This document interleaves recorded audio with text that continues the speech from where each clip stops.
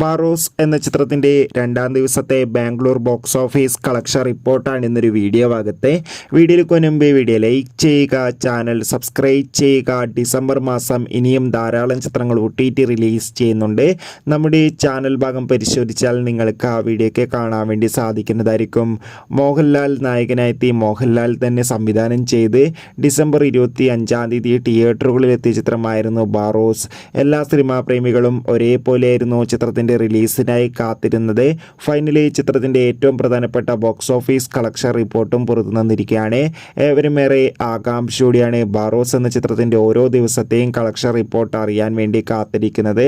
ചിത്രത്തിന് രണ്ടാം ദിവസവും മികച്ചൊരു ബുക്കിംഗ് തന്നെയാണ് ബാംഗ്ലൂരിൽ നടക്കുന്നത്. ഏകദേശം 30 ലക്ഷത്തിൻ്റെ അടുത്ത് വരെ രണ്ടാം ദിവസവും കളക്ഷൻ നേടിയെടുക്കാൻ വേണ്ടി സാധിക്കുമെന്നാണ് ട്രാക്കിംഗ് റിപ്പോർട്ടുകൾ സൂചിപ്പിക്കുന്നത്. എന്തായാലും ചിത്രത്തിൻ്റെ കൂടുതൽ ബോക്സ് ഓഫീസ് കളക്ഷൻ റിപ്പോർട്ടിനായി നമുക്ക് കാത്തിരിക്കാം. അടുത്തൊരു വീഡിയോയിൽ